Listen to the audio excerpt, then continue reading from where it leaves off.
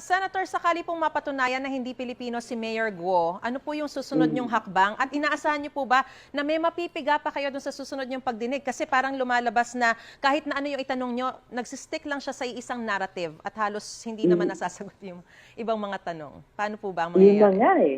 Hindi talaga nasasagot, paikot-ikot, paulit-ulit, pero halatang halata namang hindi nagsasabi ng totoo.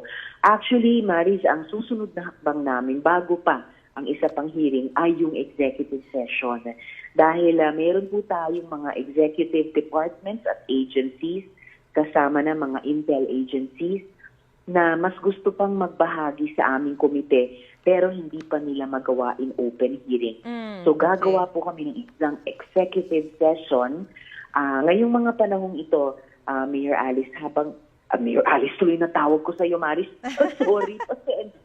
Kasi lang top of mind talaga siya sa mga panahong ito.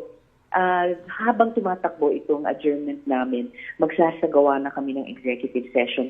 At palagay ko, sa executive session na iyan, mas marami pong lalabas talaga at ma-establish tungkol sa kanyang connection sa Pogo, sa criminal connections, at pati sa kanyang hindi maipaliwanag na kayamanan.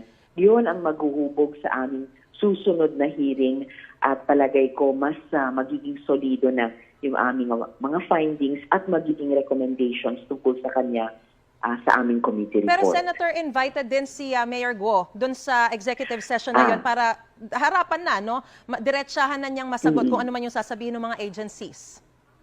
Posibleng ganon, posibleng hindi rin, Maris. Okay. No? Depende sa aming ma-finalize na mga tanong na iahaharap sa executive agencies na yan. Pero kung sa akin lang, mas posibleng imbitado siya. Pero piling-pili ang mga resource persons at pasensya muna, Maris, kayong mga media ay hindi muna imbitado kundi sa susunod pang hearing.